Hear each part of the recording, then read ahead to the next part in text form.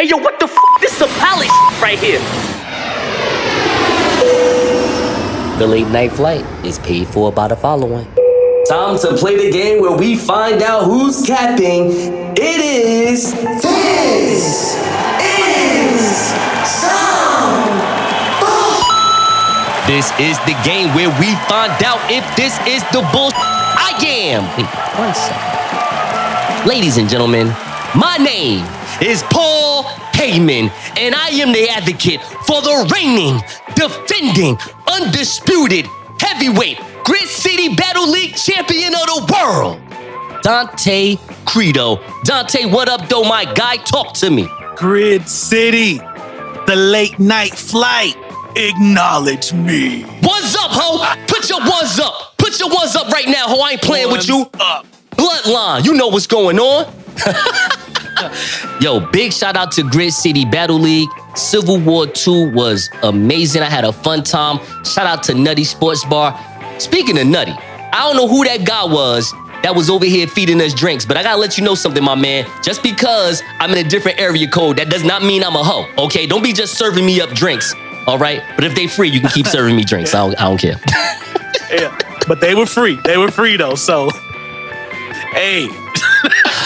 Hey yo, hold up. So before we get into more stuff, I just gotta ask you real quick, bro. What was your favorite line that you hit on Brills? What was your favorite line? What's your favorite bar on that? The favorite line by far was the Caitlyn Jenner bar, because it was perfect, you know. And the line was like, you know, I'm focused, bitch, because it got grim. Caitlyn Jenner, you can't tell me I'm not him. The timing, the placement, you know, the reaction, like I knew he was already dead, but that was like, all right, those are the last 3 nails in the coffin. Okay, so let's play the game. We start with Serena Williams. This is a Vogue article written by Serena Williams. She is saying farewell to tennis on her own terms. So here we go. This morning, my daughter Olympia, who turns 5 this month, and I were on our way to get a new passport before a trip to Europe. Sounds nice. We're in my car, and she's holding my phone using an interactive educational app that she likes. Okay, Serena, I get it. You're like a rich mom, but you can say that she was on YouTube. It's not that serious, okay? We're not gonna get mad at that. Come on now. So the robot voice asks her daughter a question. What do you want to be when you grow up? She doesn't know that I'm listening, but I can hear the answer that she whispers into the phone. She says, I want to be a big sister. Olympia says this a lot, even when she knows I'm listening. Sometimes before bed, she prays to Jehovah to bring her a baby sister. She doesn't want anything to do with a boy. I'm the youngest of 5 sisters myself, and my sisters are my heroes, so this I felt like a moment that I need to listen very carefully. Believe me, I never wanted to have to choose between tennis and a family. I don't think it's fair. If I were a guy, I wouldn't be writing this because I'd be out there playing and winning while my wife was doing the physical labor of expanding our family. Maybe I'd be more of a Tom Brady if I had that opportunity. Don't get me wrong, I love being a woman, and I love every second of being pregnant with Olympia. I was one of those annoying women who adored being pregnant and was working until the day I had to report to the hospital, although things got super complicated on the other side. And I almost did do the impossible. A lot of people don't realize that I was 2 months pregnant when I won the Australian Open in 2017, but I'm turning 41 this month and something's got to give. Donte, I ask you, is it the bullshit that Serena's forehand to Naomi Osaka made her champion, but Olympia's backhand to mommy's ovaries made her quit? Well, I guess they named her Olympia for a reason. Game, set, match. Wow. Game, set, match. That is it. That is exactly what that is. So Donte, where do you rank Serena Williams all time as a female tennis player? You think she is number 1 or is she number 2 behind Navratilova? Honestly, and this is not even being a prisoner of the moment, but she has to be number 1. She just has to be.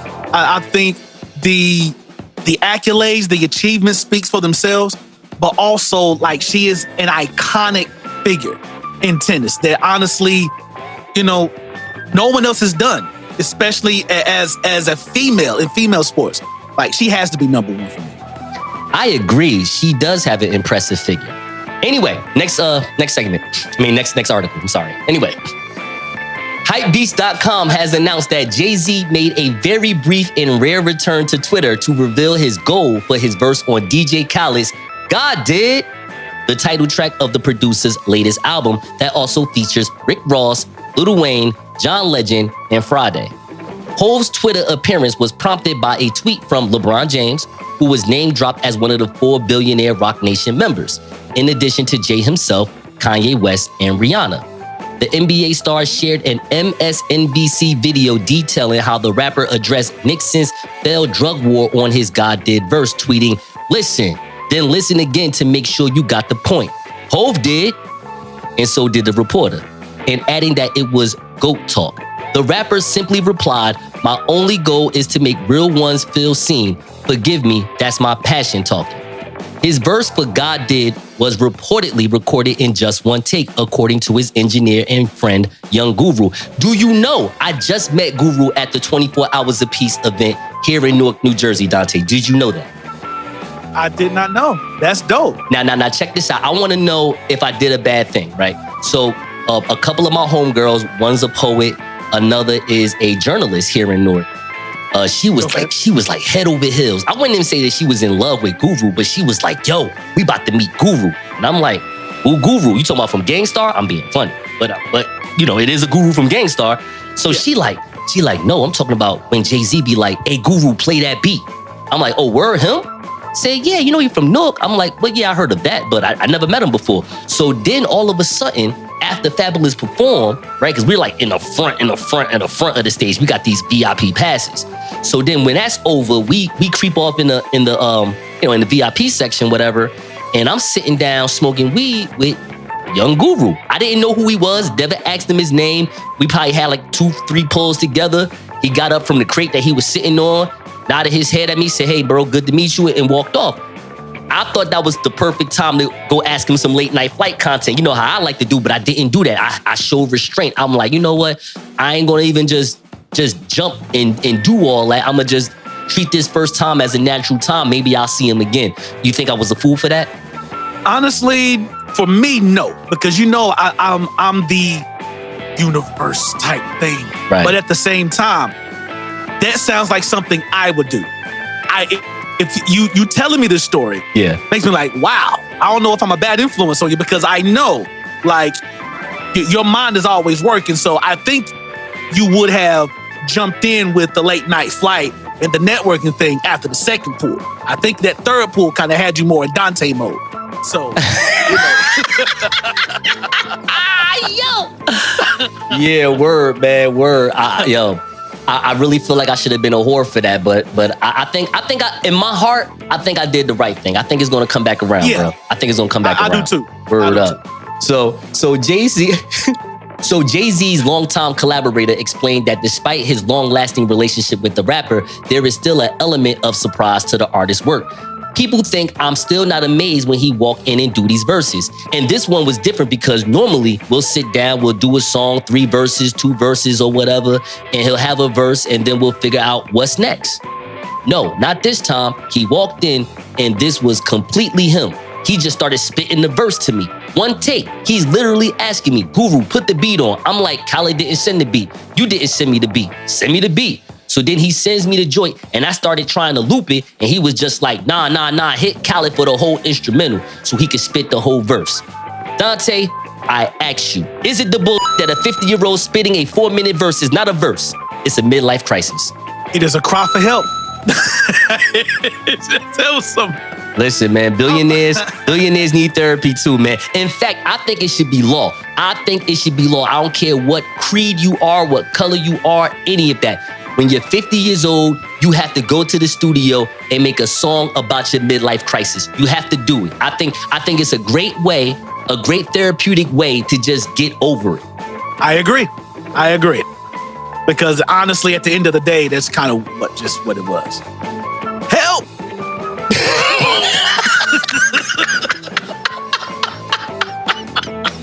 All right, here we go. And finally, before we get into this last article, I just want to ask you a quick question. Have you seen the new clothing that Kanye West is out here trying to get us to buy from the Gap? Wait. It's new? Is it new? I mean, it's homeless, but it's new to us. Okay. Let me know okay. if you got it. Okay, all right, cool. Okay, I didn't know if this was like Goodwill stuff. Yeah, I've seen it. Yeah, but trash bag type thing. Right, yeah. but hear me out. You know what? I'm gonna give credit where credit is due. As usual, Kanye West is a certified alien. He is 1,000 years ahead of us. Okay, think about this for a second. If I'm Kanye West, I'm telling Gap, I'm telling Adidas, like, well, the Gap, because the Gap is doing the trash bag, laundry bag thing. Listen, how much it pay for y'all to construct these kiosks? It don't cost you nothing for these trash bags. All right? Right. And his whole objective was to get people to feel the quote unquote homeless experience. Now, no disrespect to the homeless people. I don't want to experience that. But if you're looking to put together some humility, then listen, why don't you go all out, Kanye, and just have them on the street and just give us those homeless hoodies for free, all right? Why we gotta go to the Gap to feel like hobos? That's not nice, Kanye. Come on, man. Exactly. Come on, Kanye. Because if that's the case, just put it in Walmart. We already feel like hobos going in Walmart. Just put him in there. But I do like the presentation. If he's gonna say, yo, I want you guys to feel homeless, well, bro, guess what? A+ to the presentation, my guy, but not at the Gap. Not at the Gap, all right? So here we go. According to Yahoo News, Kanye West revealed he is looking to open physical Yeezy stores in Atlanta. And it seems that word got back to Young Thug type quickly, who immediately took to his story on Instagram and offered Yeezy 100 acres of his land for free. Don't believe me? Check out the Instagram post. At Kanye West, I got over 100 acres. However many you need, they're yours free of charge on God. Now, you know when you say on God, that is for real, all right? So, For real. So Kanye West previously declared his ideas of developing physical stores for his Yeezy brand and chose Atlanta as his starting point. We are going to open Yeezy stores worldwide, starting in Atlanta. Who would be the best fit to open it? I'll buy the land or the building. Then we are going up in every state and then internationally. In 2021, for those who don't know, Young Thugger, who is currently incarcerated, was given the acres of land by his realtor, Trey Williams, and manager, Jeff Ogunlesi, Ogunlesi, as a birthday gift. Okay. Two men gave Young Thug 100 acres as a birthday gift. All right. Okay. Hey, Donte, you know, my birthday is in a month. You think you can get me like 30 acres of land? I mean, I'll probably give you 100 feet of tape or something. I wish I was on that level. Yeah. Okay. That's a whole different tax bracket. I'm far away from it. I mean, but it's a manager that's though. Wow. It's not even an artist. It's a manager Right. and a realtor. That's interesting. Very. Sounds like somebody needs a boat. Okay, now I'm playing. Exactly. So as reported on Afrotech.com, Kanye West declared his decision to expand came from the lack of support from both Adidas and Gap, whom he claims have not kept their word with regards to launching physical stores. I signed with both Adidas and Gap because it contractually stated that they would build permanent stores, which neither company has done, even though I saved both of those companies at the same time. I'ma show you how to use social media. Donte, I ask you, Donte, I ask you. What's up, man? Lay it on me. I'm ready. Donte, are you ready, Donte?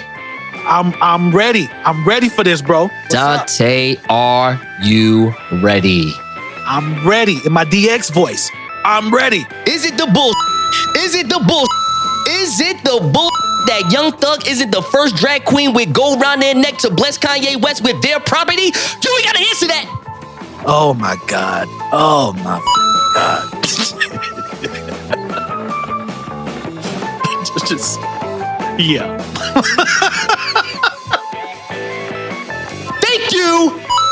Matter of fact, before I even say that, I just want people to know my lawyers helped me with that joke. Okay, they said this will be fine, and because it's actually true. And if you don't believe me, ask Wheaties. Thank you.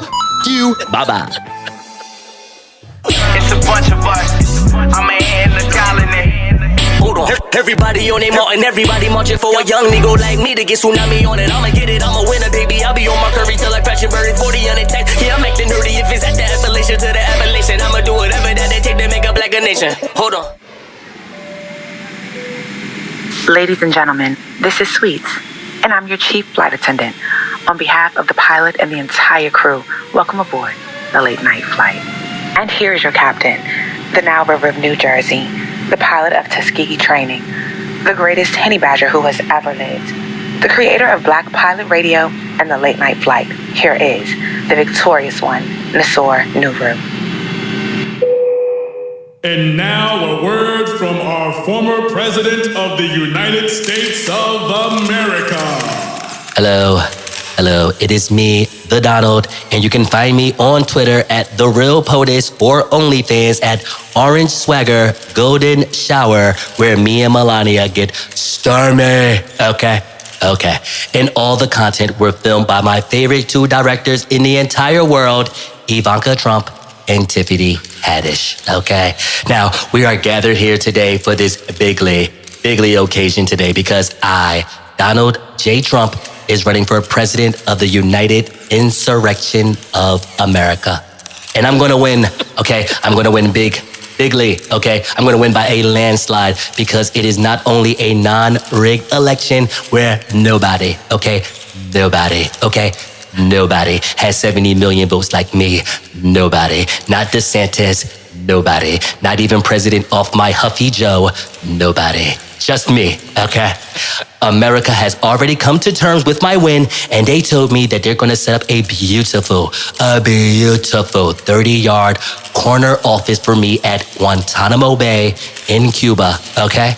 It's going to be amazing. I'm gonna have an amazing 2-term sentence when I arrive because I'm gonna be able to grab them by the Cuban and smoke some cigars while I'm there too, okay? Can you believe it? Can you believe it? I am the Jack Nicholson of America.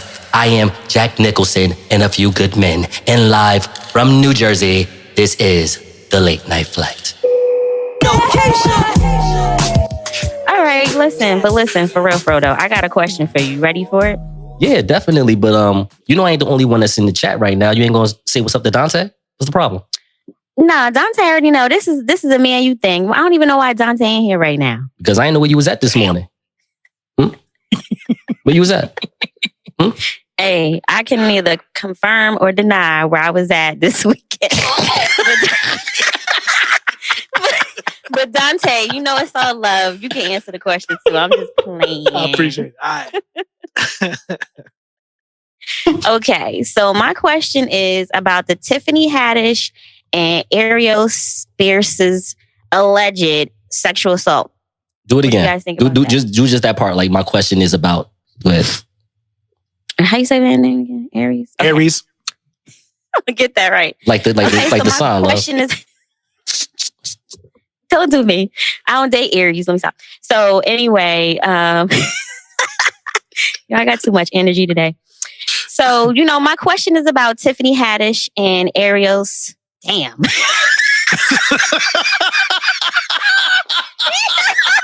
I just made that man name. That man name. Oh yeah. We just told you it's just like the sign, and you just on Aries, and now you're gonna say Ariel like it's like this is an airplane. Come on, do it. Let's go. Areola. Okay. My bad. It's been too long. I need to get my jokes out. Okay. So my question is about Tiffany Haddish and Aries Spears' alleged sexual assault lawsuit. What you guys think about that? Here's the thing about this. First of all, this is an aptitude issue right now. Because if you are a normal person like the three of us right now, and you say anything that says, I don't know about this, now you're a pedophile.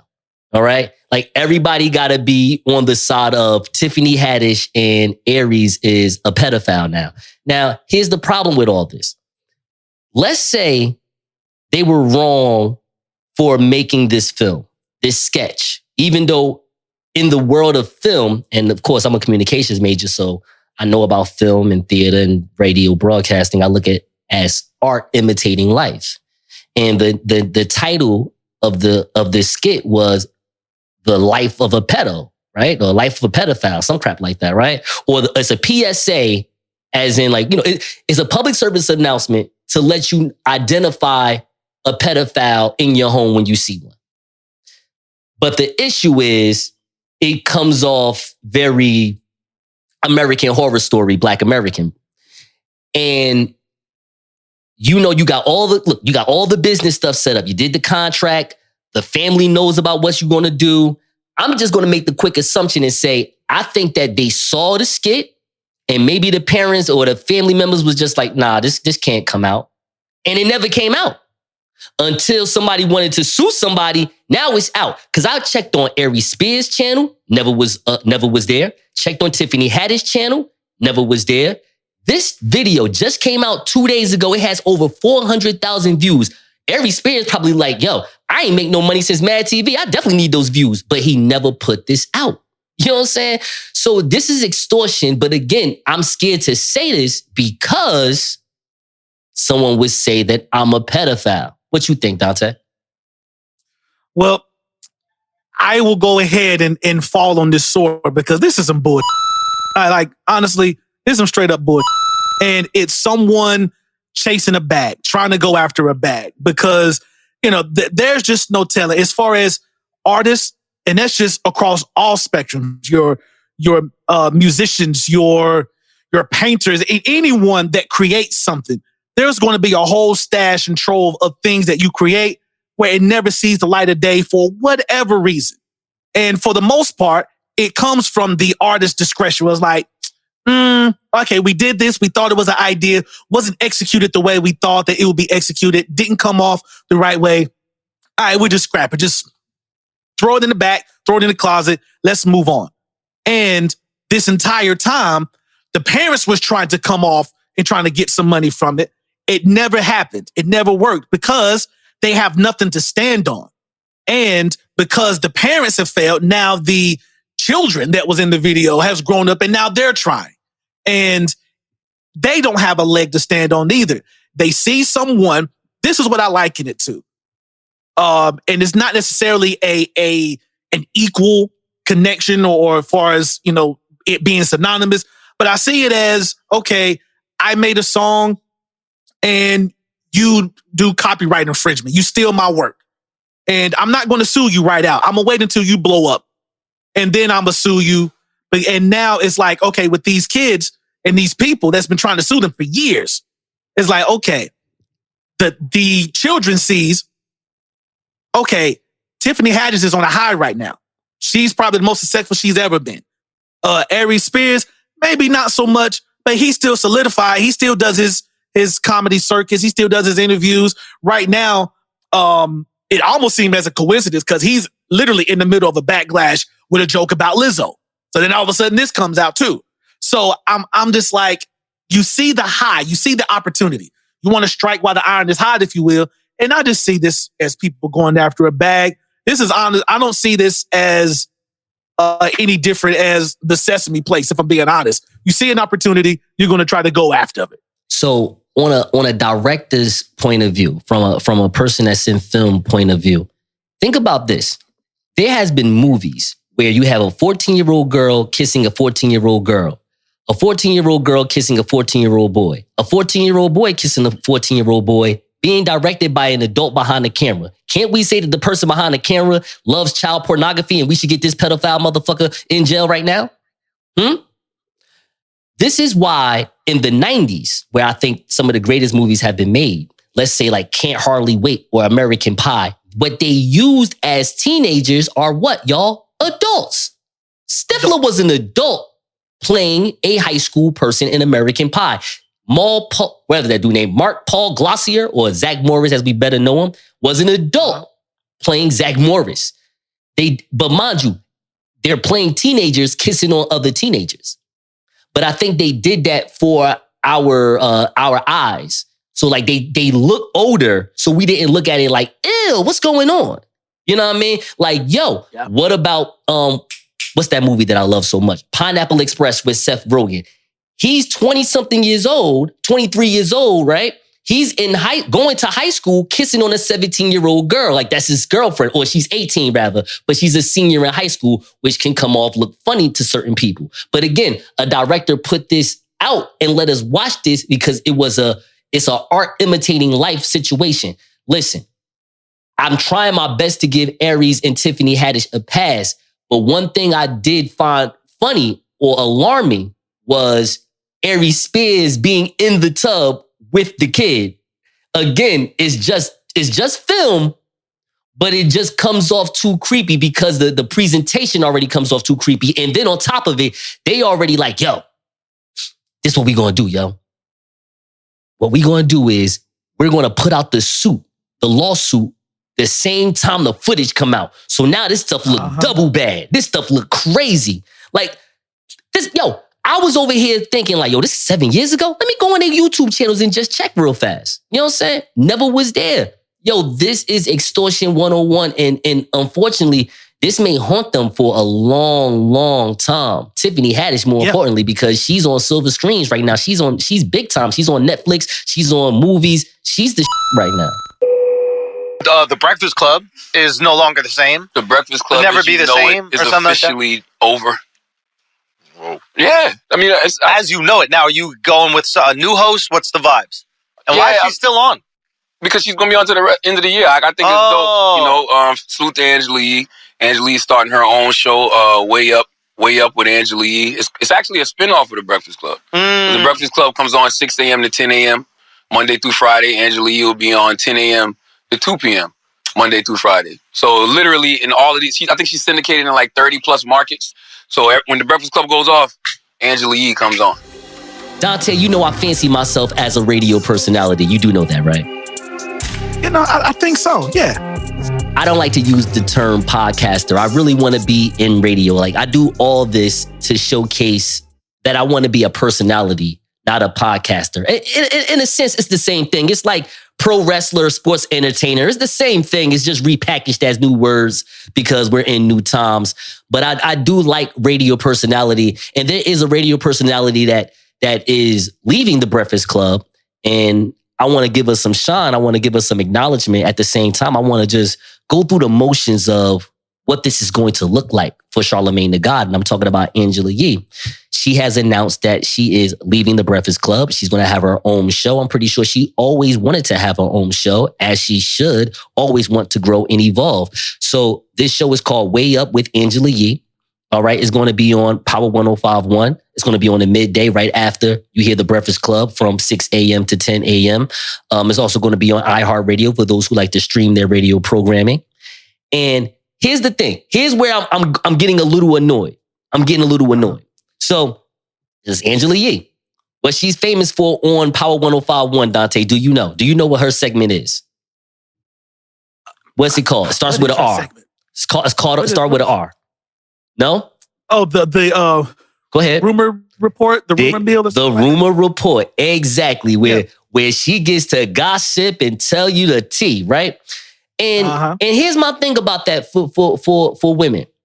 It's like, I get it. If that is what it is and that's what you like, I get it.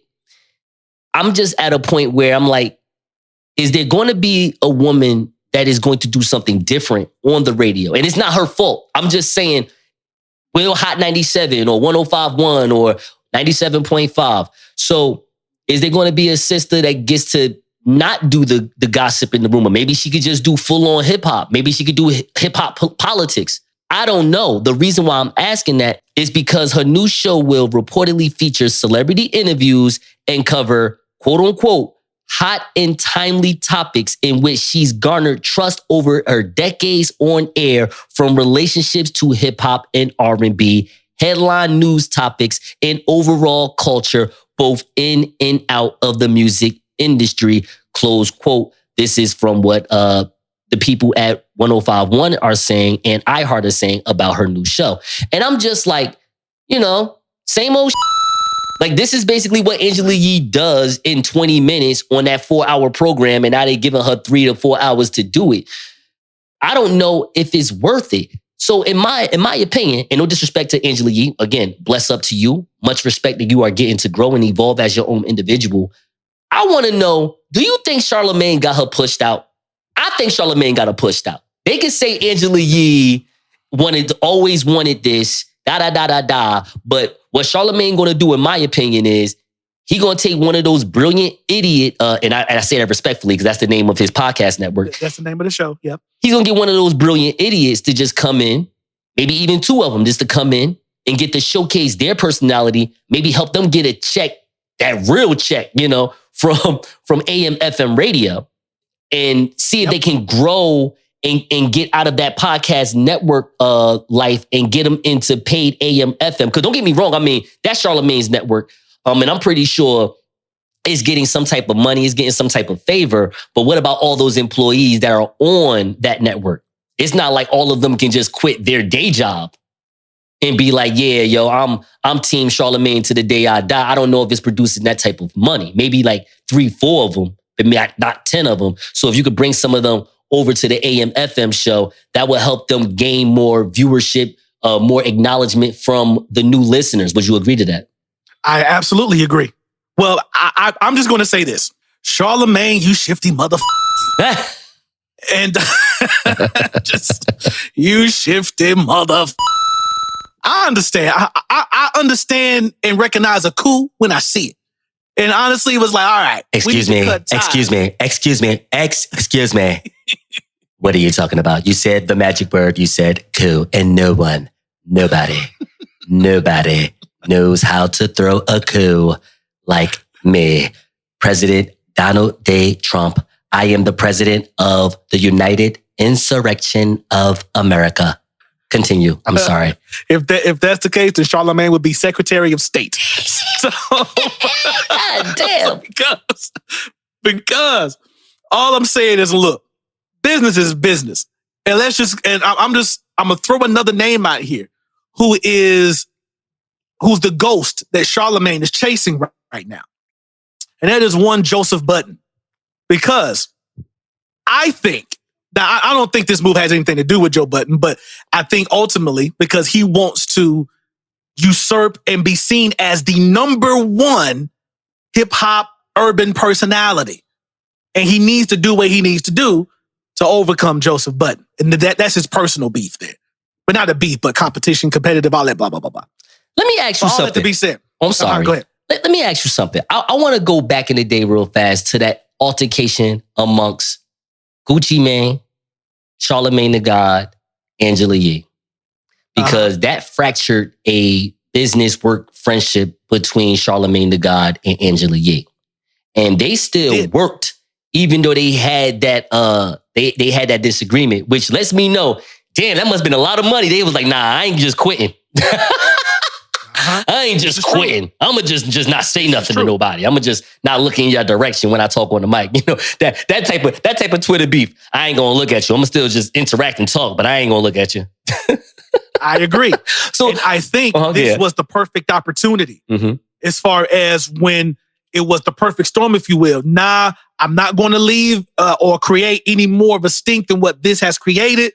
We're going to kind of let this go under the rug. But the moment things professionally, legally, and all that type of stuff falls into place where I can make a move to get her the out of here, then she's getting up out of here. But do you think this is what that was? I think this was the culmination of it. Do you think Angela Yee or Charlamagne the God was wrong in that Gucci Mane situation? Well, of course, Gucci Mane was in the wrong. He had to say all that to Angela Yee. But just saying, like, in your mind, how would you see that being a better situation? Honestly, one thing I would say, Charlamagne, as far as his personality and who he is when he's in front of a microphone and camera, you know, he's not really going to back down from a lot of things. And I'm not here to say that he was wrong, but I can see where the personality and the talent that he is, I think he could have maneuvered that just a little better to where it didn't look like, damn. This is also not saying that Angela Yee could not have maneuvered better for whatever reason, but I would think that at that particular point, while they were friends, professionally in that room in front of that camera and microphone, he was the leader, so to speak. You know, he was the authoritative figure there.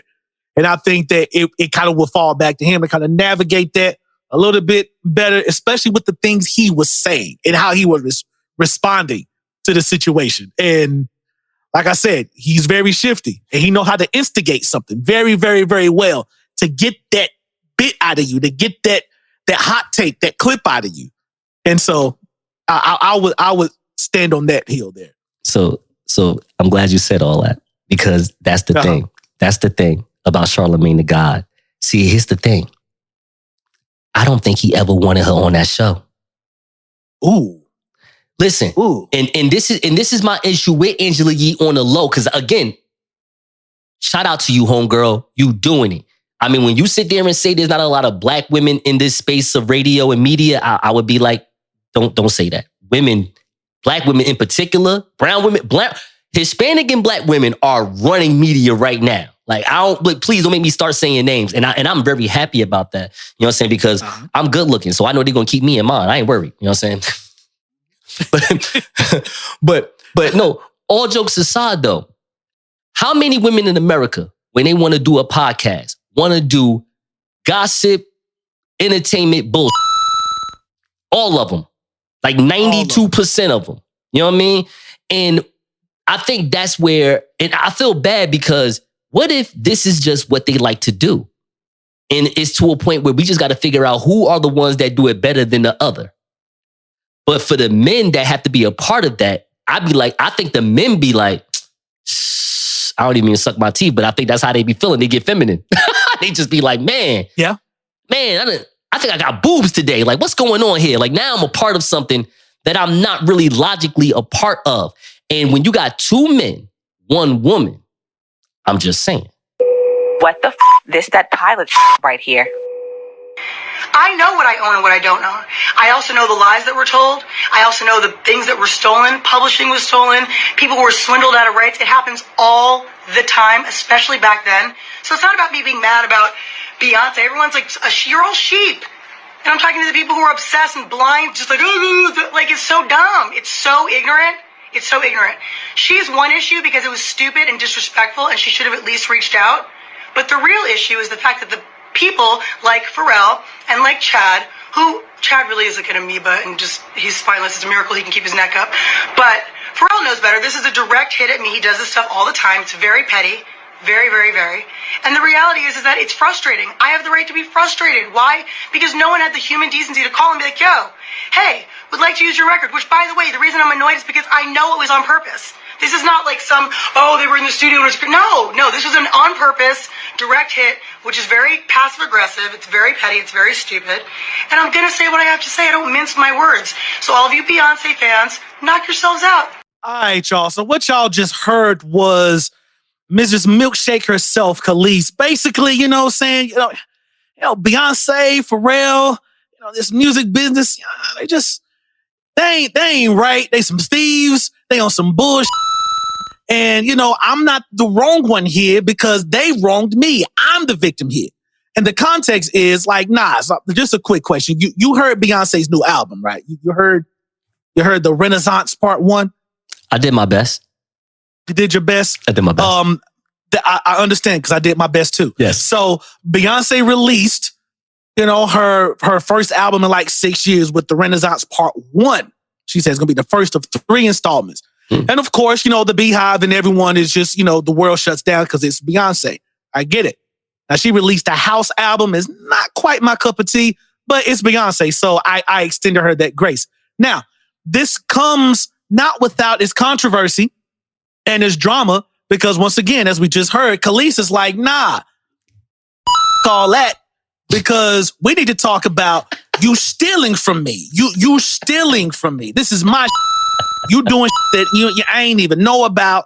You ain't even have the common decency of at least giving me a heads up or asking my permission. So you fake, you fraud, and she's going off and envision the woman, the ratchet chick with the fingers that's going all in your face, because I'm doing that in the camera right now. Ooh. All right. So this is the story. All jokes aside, Kelis has been accusing Beyonce, Pharrell of stealing work, basically. Now, the issue goes more with Pharrell than Beyonce. Now, the song in question on Beyonce's new album is called Energy, where the song Milkshake by Kelis has been sampled throughout the song. Kelis says she didn't know anything about it. And because of that, it's theft, is not right. They should have given her a heads up and at least gotten permission. Now, that goes from Pharrell and Neptunes writing, producing, and publishing her early music, which includes the song Milkshake, that unfortunately, Kelis does not have publishing rights or any type of rights to. She's just listed as the performer of the song. So the argument comes with, well, Kelis, you do not own this song yourself. The Neptunes, Pharrell owns this song. So when Beyonce went to clear the sample, she went to the owner of the sample, which was Pharrell, and it was cleared. So technically, Beyonce did what she needed to do. However, Kelis said there's some common decency of at least giving me a heads up, at the very least. And she gives her examples and stuff, as I'm sure you heard during the clip. So with all that being said, Nas, I ask you, I'm going to do that one day. One day I'm going to intro This Is the Bullshit just because just the way you do it is flawless. All right. Do you think that Kelis is in the right here? Where she's like, yo, for the fact that I don't own any part of it, it's just the character. Am I going robot? No. It's the fact that that's really what it is right there, though. Like, I don't care if I own it, though. Like, yeah.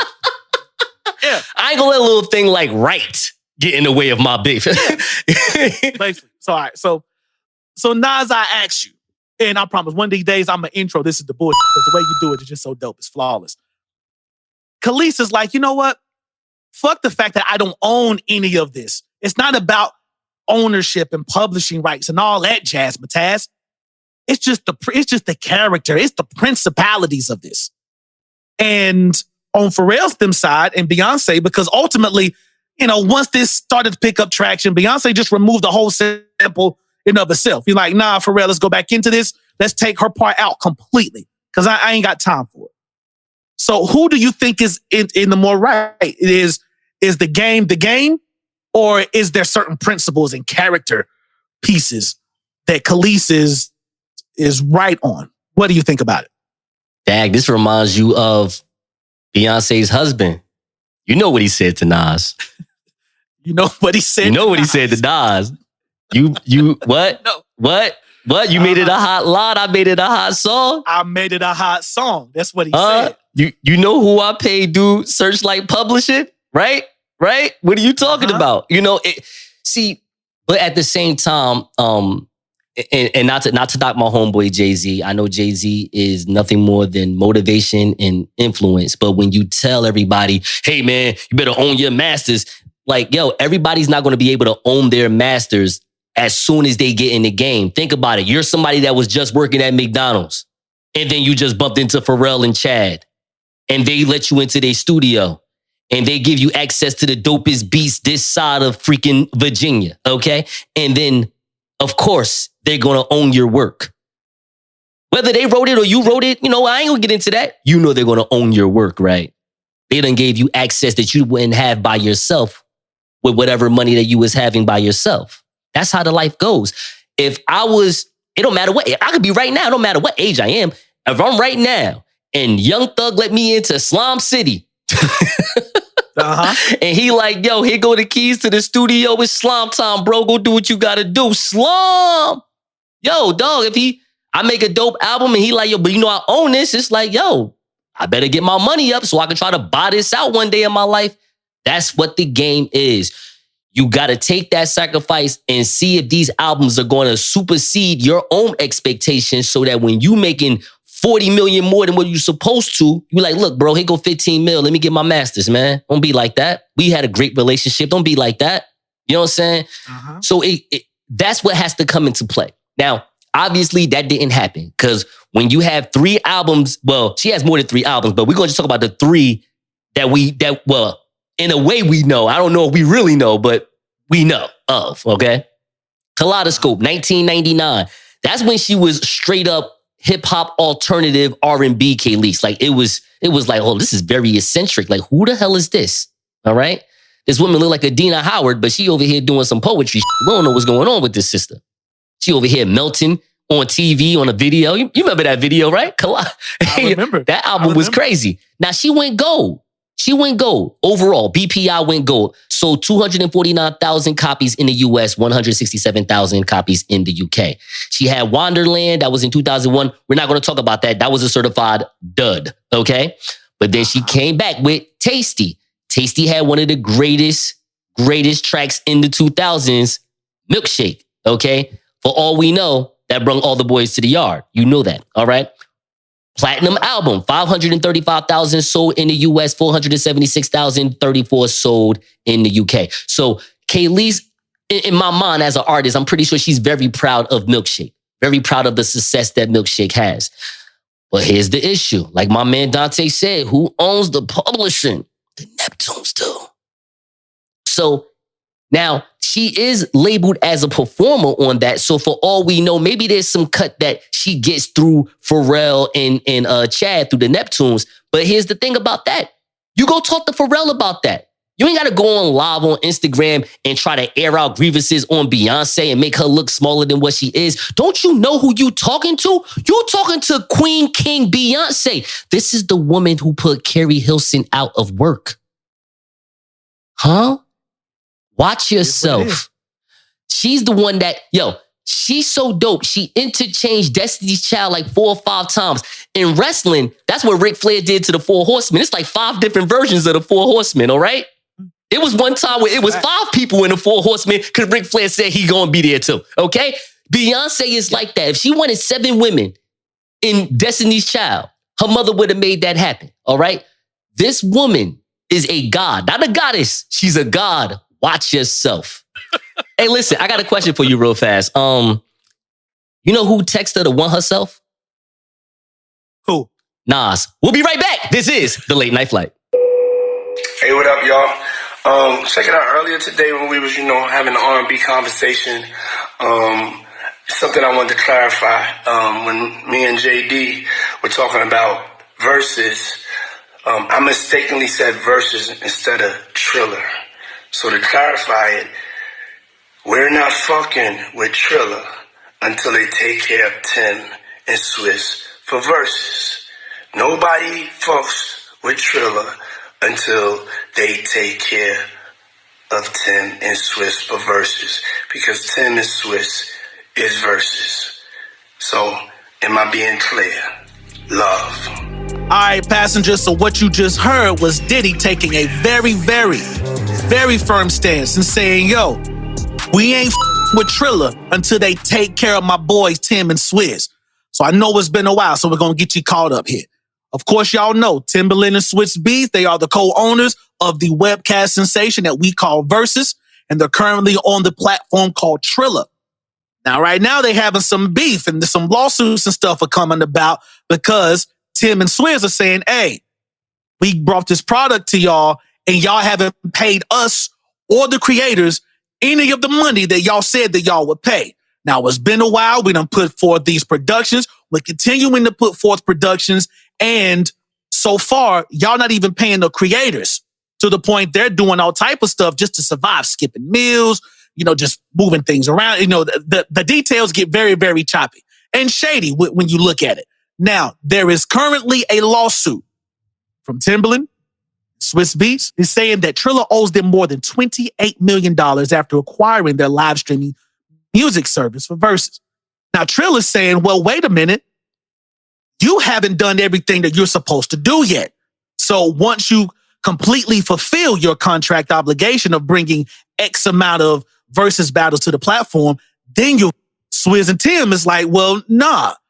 We were supposed to be getting installments and paying every so often, but you're not paying anything. And that's not what the contract states. So right now, there's a legal battle going on, and it looks like Tim and Swizz is going to take their platform Verzuz, and they're going to go somewhere else with it. So, Nas, here's what I'm asking you. This legal stuff can get very choppy, and everyone believes you may have to pick a side, but in knowing what I know, do you side with Tim and Swizz Beatz, the owners of Verzuz, or do you think Trilla has a legitimate argument as to the allegations that's brought forth to him. What do you think? Donte, in life, I'm not a boss, realistically. I'm the boss of the late night flight, sure. But this is just a podcast. I mean, I'm going to always side with the players when it comes to players versus ownership. However, this is why I'm down with the Trilla app on this one. So check this out. Check this out. On a February 27th publication of the Late Night Flight, if you go to the episode, it's called Rooney, Thriller, and Why Swizz Beats, I said Thriller, but it should say Trilla. Rooney, Trilla, and Why Swizz Beats Want Us to Pay for Verzuz. I talked about Swizz Beats having this situation where he had to go on Instagram and let people know, hey, that Valentine's Day Verzuz between Music Soul Child and Anthony Hamilton, and I know we wanted you to pay $2.99 for it. You ain't got to pay $2.99 for it. Please watch it. Watch it for free, because people were already ready to boycott it just because it cost $2.99. Now, I want people to understand something. There's a difference between being for the culture and, of course, the term culture vulture. Now, let me ask you something. If Swizz Beats and Timberland asked us for $5 a pop to watch the Locks versus Dipset do a live, 1-on-1, well, it's not a 1-on-1, but it's like a 4-on-4 tag team battle, right? Would you be mad at them for asking you $5 to see that, though? Would you be mad? Personally, I wouldn't say I'd be mad, but I wouldn't do it. Okay. Honestly, that's not something I would pay to see, honestly. Not a problem. Are there two artists that, let's say two artists were able to do a Verzuz? Are there any two artists that you would pay $5 to go see? Well, not to see, but to see on television. Yeah. To be honest, on the platform, as dope as the platform is, I don't think there's any matchup you can put before me where I would be like, I would pay to see that. And that's being really honest. Okay. So maybe Swizz Beats and Timberland has a pulse to the city and saying, like, I don't think our people will pay for that. Now, this is where I'm saying, well, Trilla bought you guys out and gave you a percentage of the company. And it's their job to get subscribers. Now, right now, there's somewhere between 60 and 70 million subscribers. This is according to the Trilla app, representatives of the Trilla app, which is not bad at all for a place that really only puts on a lot of, I don't want to say sub-level, but let's say B-level MMA and boxing matches, except for that Mike Tyson match. That Mike Tyson versus Roy Jones Jr., I hate to say this like a white person, but that was a knee slapper. It was a really good event. It was. Yes, it was. It really was. Snoop Dogg acted up. Snoop Dogg was the MVP of that night, in my opinion. Was the MVP, absolutely. Yep. That halftime performance or that intermission performance was fire. He had the doggy style jacket on. His commentating was on point. I loved it. I thought it was a great time. But other than that, I don't even know too many other MMA or boxing live pay-per-view events on the Trilla app. I really know it for Verzuz. But at the same time, it's like, yo, think about the fact that Verzuz is free. And they got all these subscribers and no one's really messing around with the app. They're like, yo, we want the money. The money would have shut up everything. Imagine if 5 million people that watched that Mel Ho Ratchet show that was Ray J and his team, and you can't spell Omarion without Mario, that whole situation. Imagine if 5 million people bought that at $3 a pop. That's $15 million. You could have gave the Trilla at $5 million of that. Paid Ray J and them $1 million each, and you would have still had money on the side. It's facts. Think about that. And those are the things that I wish that, even though it comes off a little culture vulture-ish, but not really, because first of all, you're paying Ray J $1 million to perform for 2 hours poorly at that? You think he's going to be mad at that? Huh? Right. Imagine the day, whenever this day happens, Beyonce versus Rihanna. Okay? 100 million people is going to buy that at $5, $10, $15, even $55 like it was a Mike Tyson pay-per-view all over again like it was the 90s. What are you talking about? Get the money, Swizz Beats and Timberland. Stop waiting on Trilla that don't have any money in their account because they got a bunch of free subscribers that ain't giving them no real money. Yo, you can help them out and you could probably own Trilla by doing that. Do you agree or disagree with me? I agree with that. And that's my stance on it as well. It's like, for one, I will always side with the creators and the players, but at the same time, there's still a game to be played. The MTV Music Award was going down in Newark, New Jersey, and there was a lot that went down that night. So as the connoisseur of Newark, New Jersey, the hometown hero of Newark, New Jersey, what do you think about the MTV Music Awards? I'm trying to figure out if the MTV Music Awards is either queer, white, or young. Queer, white, or young. So there were a lot of, and this is cool. I have no issues with this.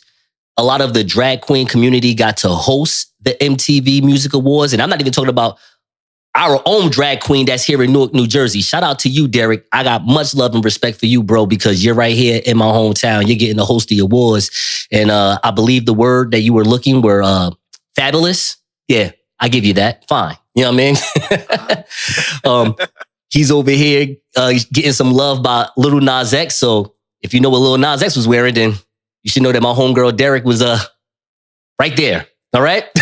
Let's just put it like that. And that's cool. You know what I'm saying? My only, I wouldn't even say a gripe, just something that I saw that I laughed at. It was like, I don't know. Jack Harlow won an award for Song of the Summer. That First Class song, which I do like. I do like First Class. But I'm like, that's not the song of the summer, though. It's like 8 songs that's hotter than that, in my opinion. That's probably on the, well, I can't say it's on the Billboard. It might be hotter than that because, as we know, Jack Harlow is of a hue that gets a lot of appease in this country.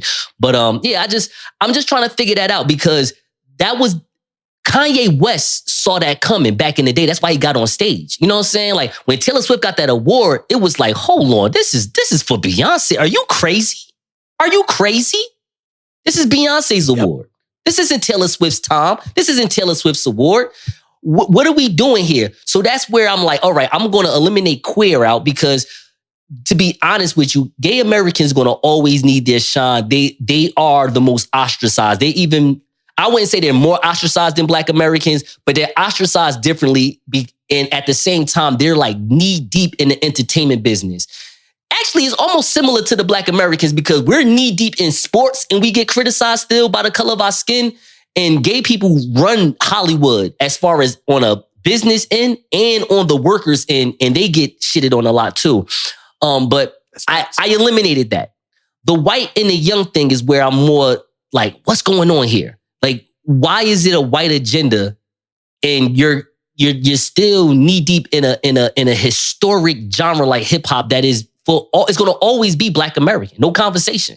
You know what I'm saying? And the only Black Americans that you support are the ones that are having the quote unquote gay agenda. So of course, I'm just saying, and it's not like that because I'm straight and I'm just wondering. It's just like, yo, I know Lil Nas X is a good artist. I ain't knocking him, but you're telling me that Lil Baby, The Baby, Jay-Z, freaking Kendrick Lamar didn't make better music than them? Come on, man, cut it out.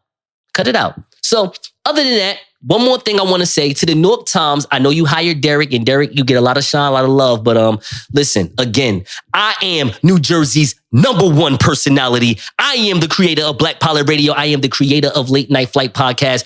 I have good people around me, such as Baby K with the AK, my homegirl KT, my homeboy Donte Credo, Smarts, Teddy Bear Jers, Ali Montana. I have put together a team, a roster. All right, listen, hire us. I mean, if you hire us, production will be done. Personalities will be here. You got people that can interview people. I'm just saying, New York Times, you should look more into Nassau and Nauru. That's all I'm saying. I could work with Derek. Me and Derek could work. I could wear the jeans. He could wear whatever he wants to wear. We'll be a great team. Yo, let's get these NFL predictions together. I'm ready. All right, look, before we get into these NFL predictions and stuff, Gridiron Gang, the Gridiron season, Keishia with the AK, is everything you want to say about this? Because you follow football too, right? Listen, I don't follow and I don't watch, but I play football. But you, okay? But you play. You know, my hands is, they talented. Spicy. You know what I mean? I just be throwing and catching. And spiking too? Oh, okay. Hey, yo, chill. Deshaun Watson already suspended for a year, man. Watch yourself, yo. Watch yourself. You're always talking. What's your position anyway? Helmet, motherfucker? Oh, you got jokes today. See what I'm saying? You already talked about my weekend. Now you're just gonna slide through. No, I'm just playing. Okay, I'm just playing. Keisha's a tight end for sure. Tight end for sure. Okay, tight end for sure. You already get out my head. You already know. Now that end can that end can be a little tighter. No, I'm just playing. Go ahead. Come on, let's continue. I know you did. Okay. Do not listen to him, people. He don't know what he's talking about. It's tight. Thank you. This is an audio podcast. How y'all gonna see? Y'all better go on at Product of Jersey on Instagram. Leave a comment. Leave a comment on her thing. She said, leave a comment, and then leave some Cash App for her. All right, there you go. Yeah, wait, hold up. She said, yeah. Whoa, wait a minute. All right, come on, Keisha. No. You don't want to be a part. No, it's all right. You got to chill for a second. Let's go, Donte. Come on, let's start this madness up. Let's go. Get the beat going. Let's go. Week 1 is around the corner. Yes, sir. And this is the one that people are looking at right now. They're looking at the Buffalo Bills and the LA Rams. Yes. And right now, as good as the Bills look on paper, I'm just going to be honest. I gotta go with the Rams. I don't see them slowing them down right now. And honestly, for me, I see them back at the Super Bowl. That's all I'm going to say. They got Bills minus 2.5, and they're playing at the Rams. I'm not going to lie to you. I have the Rams. If it was me, I'm going with the Rams for the win, and they're going to beat them by 3. Let's go to the next one. This is Sunday now. That's the Thursday night game. We're going to start with Sunday. 49ers are a favorite at the Bears. Is 49ers minus 7 at the Bears. Who you got? I'm going with the Bears. I'm going to say the Bears by 10. What? Yep, I'm going with the Bears by 10. Yep. Okay. So I ain't gonna lie, because they are starting the rookie quarterback from what I hear. Yep. Rookie quarterbacks aren't that good, but who's starting with the Chicago Bears though? Who's the starter over there? True. I don't even know who the starter is. I'm not going with the quarterback is going to carry him type thing. Okay. I think it's going to come with field positioning. I think it's going to be a lot of field goals from Chicago, but they're going to get just close enough for the kicker to finish things off. Okay. And I think that strategy there for them, kind of like scramble, pick up the crumbs, I think that's going to get them to win that week. All right, so I would go 49ers for the win, but I would not bet minus 7. I'll probably go minus 1, if anything. They'll probably just win by 1 point. Okay. You going to do the next one? Go ahead. Yes, and the next one, this is an interesting one for me. They got Steelers and the Bengals. Now, they got the Steelers up 6.5 at that game. I just got to go with that Steel They're saying that they're going to win. They're saying that they're going to lose, right? They're saying the Steelers may lose by 6.5 points. Oh, yes. Excuse me, yes. Saying they may lose by a touchdown. And I disagree. I got to go with the Steel Curtain. I think it's going to be close as hell, though. I think it's going to be a real close game. I think that will be game of the week. Okay. You know what? Listen, man, this is I'm gonna go ahead and give you the what would you call that? This is the bolo pick. When you just swinging a bolo, like, I'm about to just swing this and let's see what happens, yo. If I was anybody, listen, the Bengals just went to the Super Bowl. They want to show people they ain't playing. This is week 1. The Steelers don't know what they looking like on a quarterback position right now. I think the Bengals going to do the giddy on them and beat them by 12. I would go with the Bengals for the win. Next game, Colts minus 8 at the Texans. All right. This used to be the Deshaun Texans, which means they had hands. All right. Anyway. All right. Let's continue. All right. So who you got, Donte? You gotta go with Indy, man. Texas ain't got no hands. They lost. Word is ball. No, but for real. Indy, the better team at this point, especially at the beginning of the season. There's too much going around Houston right now. The Colts, and I agree with that. At least a touchdown. I would go Colts minus 5. Let's go to the next game, Donte. It's on you. We're looking at the Jacksonville Jaguars and the Washington Commanders. Hey, they got Washington winning this game. I see. You know what? Go ahead, continue. And I'm really trying to think, like, who is in Washington right now that they can sway this game by at least a field goal for them. And I just don't see it. Honestly, I think this will be the most disappointing game of the week because I think this is going to end up being a blowout. I see at least a 14-point swing in Jacksonville's favor. Jacksonville were losers last season, but you know what though? I have a quick theory. AFC is better than the NFC. I'm gonna go Jags. Again, I think they'll win by 1 point, not 3. Next one, let's go with Cleveland Browns. This is the new hands. Team New Hands. Okay, Cleveland Browns. They will lose by 3 points, 2.5 at the Carolina Panthers. This is your backyard, your hometown. What you think about this, bro? Yeah, honestly, even though we are favored to win, and I want to agree, God knows I want to. I want to root for Carolina so bad, but they just know how to fuck shit up. So even with old boy on the team, I just don't see them coming out with the victory here. I'm going with Cleveland. All right, cool. You know what? I'm going with Cleveland for the win. Let's try to go faster. I'm going to go run them down. You just tell me who's going to win. Okay. I'll tell you whether I agree or disagree. Patriots +3 at Dolphins. Who you got? I agree. The Patriots +3. Okay. Dolphins definitely going to beat them by a touchdown because that's my team. All right. Eagles -4 at the Lions. What you got? Oh, I got the Eagles winning that game at least a touchdown by 7. Same here. Saints. You know what? The Lions Hard Knock show is actually pretty good. Y'all should watch an episode of that. Saints -5.5 at the Falcons. Who you got? Oh, man. I'm going with the Saints by 3. I'm going with the Saints by 2. Ravens -7 at the Jets. Who you got? At the Jets, yeah. I'll go with the Jets winning that one by at least a touchdown. What? Yep. What? You know Lamar Jackson is starting, right? I know. I sure do. Ravens by I sure do. I also know the organization that he's running for.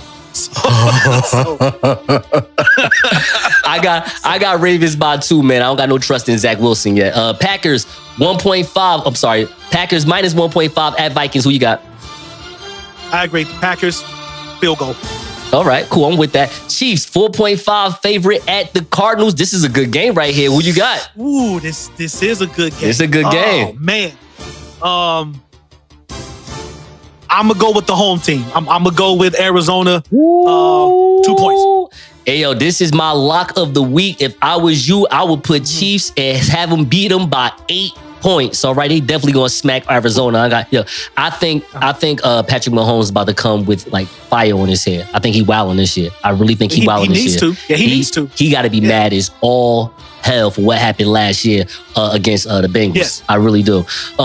Wrangles. Raiders 3.5. Let's see, +3.5. They got them losing it by 4 at the Chargers. What you got? Yeah, I agree. Chargers by a field goal. Okay, I'm with that. Chargers by a field goal. I'm with that as well. Matter of fact, no, I'm going the opposite. I'm going Raiders by a field goal. All right. Giants losing by 6 against the Titans. What you got? Yeah, honestly, I really don't care about this game, so it really doesn't matter to me. Let's go with Titans by a touchdown. Yeah, Titans for the win. And then let me see, we got more games. Oh, we do. We got 2 more. Cowboys at the Bucks. The Bucks should be winning -1.5 or -2. What you got? 1.5. Honestly, the Cowboys, it may be America's team. It's also America's disappointment. I'm going with the Bucks by 10. I'm going Cowboys for the win. Sorry, Stephen A. I'm always with you, but just for the run line conversation, I think Cowboys going to win. Monday Night Football, Sierra versus Russell Wilson's former team. Get the fuck out of here. I ain't even know that. Wow. Yeah. Wow. First week. First week. Damn. This game is automatic, supersonic. Nah, I'm just playing. All right. I'm tuned in for this one. I'm going for Team Simp for the win. Watch yourself. Team Simp. Watch yourself. Yes. You know what? I ain't gonna lie. I'm going with Seahawks for the win because when it comes to Denver, I don't believe in their future. Hey, that's Donte Credo. That's Keishia. I am the greatest Henny Badger who's ever lived. Nassau and Nauru. It's good to be back. 2 more episodes like this. We're at 100. See you later. Yes, Peace. sir. Thank you for flying the late night flight. Shout out to all the pilots who contribute to the fastest rising podcast. Hey, yo, what the f***? This is a pilot right here.